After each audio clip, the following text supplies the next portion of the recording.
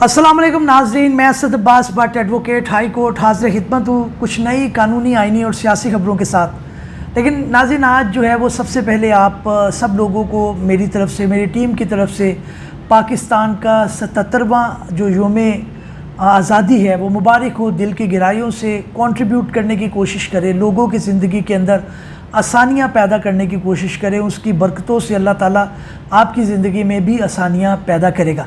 तो आइए चलते हैं आज अपने मेन मौजू की तरफ। वो एक ही है, वो ये है कि 19 अगस्त को यानी इसी माह को एक बहुत बड़ा केस जो है वो ऑनरेबल सुप्रीम कोर्ट के सामने फ़िक्स हो गया है हियरिंग के लिए। अब वो ये है कि इलेक्शन ट्रिब्यूनल के अंदर जो है वो जो नाम जाते हैं उसके अंदर अपर हैंड इलेक्शन कमीशन का है। यानी इलेक्शन ट्रिब्यूनल, आपको पता, जो फरवरी के अंदर इलेक्शन हुए, लोगों के डिस्प्यूट आए, लोगों को एतराज़ात आए, फॉर्म 47 और 45 का रोला पड़ा। तो उसके अंदर अब ये है कि जनाब इनकी जो शिकायत सुननी है उन ट्रिब्यूनल के अंदर कौन से जजेस मुकर्रर होंगे, नंबर 1, और नंबर 2 उनको डिसाइड कौन करेगा। अब इसकी जो प्रोविज़न्स है वो ज़ाहिर है हमारी जो प्रोविज़न है वो गालबन हमारा आर्टिकल है आइन का 219 है गालबन, वो ये बताता है कि किस तरह से मैकेनिज़्म होगा। उसके अंदर ये है कि जनाब इलेक्शन कमीशन जो है इन कंसल्टेशन विद द जो है वो chief justice of the concern province, क्योंकि पंजाब के अंदर ये मामला चला है तो वहाँ पर जो है वो उसके अंदर पंजाब के जो चीफ जस्टिस है उनसे बातचीत करना, उनसे फ्रूटफुल डिस्कशन करना, उसके बाद ये इलेक्शन कमीशन उनको नोटिफाई करेगा। लेकिन अब ये मामला सुप्रीम कोर्ट में गया कैसे, मैं थोड़ा सा बैकग्राउंड आपको बताना चाहूँगा। इलेक्शन जब हुआ तो इसके अंदर पहले अमीर भट्टी साहब ऑनरेबल चीफ जस्टिस से लाहौर हाई कोर्ट के, उन्होंने 2 जजेस के नाम भेजे इलेक्शन के बाद कि इनके जो डिस्प्यूट हैं पंजाब के अंदर उन लोगों को जो है वो मुकर्रर कर दिया जाए इलेक्शन ट्रिब्यूनल जो सर्विंग जज हैं। इलेक्शन कमीशन ने उनको जो है वो रोके रखा और गालबन नोटिफाई नहीं किया।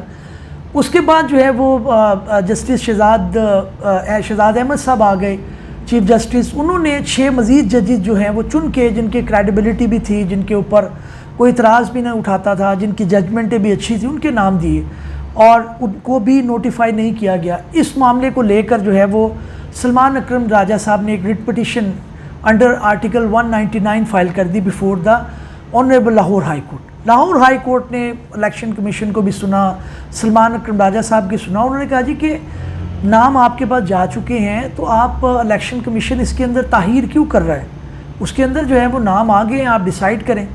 लेकिन जाहिर है हुकूमत वक्त जो है वो, अगर इलेक्शन कमीशन एक इंडिपेंडेंट इदारा होता तो वो फ़ौरन उसको नोटिफाई कर देता और मामला वहाँ पर ख़त्म हो जाता। लेकिन बहस व मुबासे के बाद इस नतीजे पर पहुँचा गया कि इलेक्शन कमीशन जो है वो गालबन इस मामले में ज़्यादा दिलचस्पी नहीं रखता और वो नोटिफाई नहीं करेगा। तो लाहौर हाई कोर्ट ने डायरेक्शन दी कि जनाब ये जो 8 जजेस हैं, 2 जो पहले अमीर भट्टी साहब ने दिए और 6 जो हैं शहजाद जो चीफ जस्टिस से बाद में जो आए शहजाद साहब, उन्होंने जो दिए हैं 8 के नोटिफाई करें। नहीं तो रजिस्ट्रार लाहौर हाई कोर्ट को डायरेक्शन की गई कि जनाब आप 1 हफ़्ते के अंदर अगर नहीं करते तो आप कर दें। तो इलेक्शन कमीशन ने नहीं किए और रजिस्ट्रार हाई कोर्ट ने उनको जो है वो नोटिफाई कर दिया। उस मामले को लेकर जो है वो चले गए जनाब election commission honourable supreme court के आगे, और वहाँ पर जो इलेक्शन कमीशन के जनाब जो हैं उनके लॉयर, उन्होंने आर्ग्यू किया कि सलमान अकरम राजा साहब तो इसके अंदर एग्री पार्टी नहीं है। हालांकि एक बड़ा इसके अंदर भी आर्गूमेंट सलमान साहब दे सकते थे कि जनाब इसके अंदर मैं एग्री पार्टी इसलिए हूँ कि मैंने इलेक्शन लड़ा है, और अगर कोई ऑनरेबल जज जिनकी इंटेग्रिटी के ऊपर बात है या इलेक्शन कमीशन अपने ताएँ जो है वो करना चाह रहा है तो मैं इसलिए 199 पिटिशन में गया और मैंने ये पिटिशन फाइल की है। लेकिन इलेक्शन कमीशन के उसके अंदर जो है वो उस टाइम ये डिसाइड हो गया, और उसके अंदर चीफ जस्टिस साहब थे और एक दूसरे जज साहब थे। उन्होंने ये मामला जो है वो उसके अंदर इंटरिम ऑर्डर पास कर दिया और उन्होंने जी कहा कि जी आप जो लाहौर हाई कोर्ट का ऑर्डर है उसको सेट असाइड किया जाता है, और इलेक्शन कमीशन को अपर हैंड दिया कि जनाब वो जो मामले को है वो डिसाइड करें।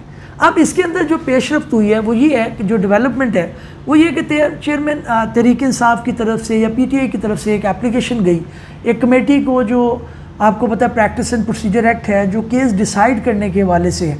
उन्होंने इल्तिजा की कि जनाब इसके अंदर लार्जर बेंच बन गया है इसी मामले को लेकर, तो काजी फ़ाइज़ ईसा साहब से ज़ाहिर है उनके माजी के अंदर एक ख़ास किस्म के मामलात रहे हैं। उन्होंने कहा जी कि वो हमारे केस को ना सुने, और उन्होंने ये भी लिखा कि इंसाफ की उसके अंदर जो है मसाइल हो सकते हैं, लेकिन वो जो है एप्लीकेशन को लिया ही नहीं गया, रिटर्न कर दिया गया। ख़बर ये आ रही है कि जनाब उनको लिया नहीं गया, और जो पीटीआई के दोस्त हैं या जो सीनियर सहाफ़ी भी इसके अंदर हसनान मलिक साहब ये भी कोट कर रहे थे कि उन्होंने यही किया कि उन्होंने इस एप्लीकेशन को नहीं लिया। अब जब लार्जर बेंच बना तो वो गालबन जुलाई में बना, उसके अंदर मंसूर अली शाह साहब भी थे और तीसरे जो हैं वो ऑनरेबल जज भी थे। तो उन्होंने बहरहाल एग्री कर लिया और 5 जजेस जो हैं उनके नाम सामने आ गए। एक तो ये आ गए जनाब नईम अख्तर साहब आ गए, नईम अफ़गान, जस्टिस काजी फ़ाइज़ ईसा आ गए, अमीनुद्दीन साहब आ गए, और जमाल मंदू-खेल साहब आ गए, अकील अब्बासी साहब आ गए, और काजी फ़ाइज़ ईसा साहब। ये 5 जजों पर रुकनी जो बेंच है वो लार्जर बन गया। अब इसके अंदर इतराज़ जो आ रहा है वो ये आ रहा है कि जनाब हम ख्याल जो है वो चीफ़ जस्टिस साहब के जो लोग हैं वही इसके अंदर हैं, और चीफ़ जस्टिस साहब का एक ख़ास नुक्ता नज़र है जिसके अंदर शायद पीटीआई को उस तरह से रिलीफ ना मिल सके। यह भी एक शुनीद थी कि मामला छुट्टियों के बाद लगता, जिसके अंदर आयशा मलिक साहिबा, मंसूर अली शाह साहब, उसके अलावा जो है वो दूसरे जो जजिस हैं वो होते, उसके अंदर लार्जर बेंच मज़ीद बनता, क्योंकि बड़ा इंपॉर्टेंट मामला है कि अगर ट्रिब्यूनल के अंदर तैनाती उन जजिस की आ जाती है जिसके अंदर पॉलिटिकल पार्टी जो एग्रीव्ड है, जो कि मामला उसके अंदर है जो अफेक्ट हो रही है, अगर उसकी एतराज़ है उन जजिस के ऊपर, अपॉइंटमेंट के ऊपर, तो फिर उनको कैसे रिलीफ मिलेगा? उनका फॉर्म 45 का जो रूला है वो किस तरह से सेटल होगा? क्योंकि पीटीआई का मौक़िफ़ रहा है कि पंजाब के अंदर सिर्फ मुस्लिम लीग नून की 15, 16, 17 सीटें थी, उनको दी गई, उनको मैनेज किया गया इलेक्शन के अंदर। अब अभी 1-2 रोज़ पहले भी एक फ़ैसला आया जिसके अंदर यही बात हुई कि एक ऑर्डर था, उसके अंदर 3 MNA थे जो उनको रिलीफ मिल गया, जो नून लीग के थे। रीकाउंटिंग उसके अंदर जो रिटर्निंग ऑफिसर ने खुद ही की थी, हालांकि उसके अंदर लॉ पॉइंट ये था कि वंस इलेक्शन कंडक्ट हो जाए तो उसके बाद जो सारा मामला है वो करेगा इलेक्शन ट्रिब्यूनल, ना कि इलेक्शन कमीशन, क्योंकि रिटर्निंग ऑफिसर जो हैं वो भी इलेक्शन कमीशन का हिस्सा है। तो उसके ऊपर भी एक ख़ास नुक्ता नज़र आया, और काजी फ़ाइज़ ईसा साहब उस बेंच में शामिल थे। तो अभी ये जो 19 अगस्त को लग रहा है, और ये भी एक बड़ी इंपॉर्टेंट बात है कि काजी साहब केस को इतना लंबा चलाते नहीं हैं। अगर ये डिसाइड हो जाता है कि जनाब जो कौन लोग इसके अंदर हो गए, अब ये भी एक शुनीद है कि अमेंडमेंट भी आ गया है कि रिटायर्ड जजेस भी उसके अंदर लग सकते हैं ट्रिब्यूनल के अंदर। तो इलेक्शन कमीशन का अगर अपर हैंड आ जाता है तो इलेक्शन कमीशन तो जाहिर है उसके ऊपर बहुत सारे सवालिया निशान भी हैं, उनके कंडक्ट के ऊपर, उनने जिस तरह से इलेक्शन कंडक्ट करवाया उसके बाद जो मामलात हैं, तो वो तो फिर जाहिर है पीटीआई को ये नहीं मिलेगा। ना सिर्फ ये, बल्कि गवर्नमेंट जो मौजूदा है मुस्लिम लीग नून की, उनको शायद 2/3 मेजॉरिटी से भी ज़्यादा मेजॉरिटी मिल जाए, क्योंकि शायद जो कुछ लोग इनके जीते हैं पीटीआई के, और या दूसरे जो लोग हैं जो इनके साथ इत्तेहादी नहीं हैं, उनकी भी जो इलेक्शन है उनको चैलेंज किया जाए ट्रिब्यूनल के सामने, ट्रिब्यूनल उठा के उनको जो है नून लीग को दे दे। तो ये अब चहमगोइयाँ चल रही हैं कि इंसाफ के जो तरीका है उसके अंदर जो है वो पावर ज़्यादा दी जा रही है गवर्नमेंट को। और फिर अगेन उसके अंदर जो काजी फ़ाइज़ ईसा साहब के ऊपर जो ऑब्जेक्शन आ रहा है, हालांकि वो कह चुके हैं कि मुझे इंटरेस्ट नहीं है, लेकिन कहा यह जा रहा है कि जुडिशल पैकेज एक मिलेगा, उसके अंदर वो अपने मामलात को जो है 3 साल तक चलाएँगे। लेकिन ये एक गठबंध मामला है जिसको इंसाफ के जो मुनाफी चीज़ें हैं उस पर शायद लेके जाया जा रहा है। अपर हैंड अगर इलेक्शन कमीशन का आ गया, जो कि आपका बियर एक्ट बता रहा है, जो शायद उसके अंदर वो है भी, तो फिर तो मामला अगर वो आज़ाद होता तो फिर तो बड़ी अच्छी बात थी, लेकिन आज़ाद नहीं रहा, उसके अंदर ऑब्जेक्शन रही। तो अपॉइंटमेंट ऑफ इलेक्शन ट्रिब्यूनल जजेस फ्रॉम द रिटायर्ड जजेस कोटा, और उसके बाद फिर कि उनका अपर हैंड होगा, और उसके अंदर जाहिर है जस्टिस आलिया नीलम भी इस चीज़ को इंडोर्स कर चुकी हैं कि जो पहले दे गए हैं जस्टिस शहजाद साहब वही चलेंगी, उन्हीं का नाम आएगा, उन्होंने भी कोई मामला नहीं किया। तो थोड़ी सी पावर जो है वो हाई कोर्ट की भी कर्टेल की जा रही है कि 199 के तहत वो मामलात को नहीं सुनना चाह रहे। और काजी फ़ाइज़ ईसा साहब ने इस चीज़ पे बहुत ज़ोर दिया कि जनाब इलेक्शन जो ट्रिब्यूनल है वो एक आइनी इदारा है, उनके लोगों को रिस्पेक्ट दी जाए। लेकिन सवाल अब ये आ रहे हैं, चैम को ये आ रही हैं कि ऑनरेबल जजेस ऑफ हाई कोर्ट जो हैं वो भी एक इदारा है और वो जुडिशरी का इदारा है। तो आप अपनी ही जो लोग हैं उनको अगर आप कमज़ोर कर रहे हैं और आइन के अंदर उनको गुंजाइश नहीं मिल रही, जो कि मिली हुई है, शायद उनको उस तरह से प्रैक्टिकली नहीं मिल रही, तो फिर फैसले आज़ाद कहाँ से होंगे, मुल्क आगे कैसे जाएगा?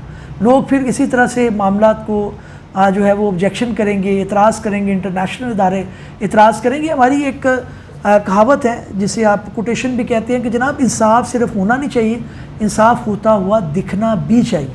तो नाज़रीन ये आज की पेशरफ्त है। 19 अगस्त को इसके अंदर क्या होता है इंशाल्लाह अपडेट करेंगे। चैनल को सब्सक्राइब कर लीजिएगा। Thank you.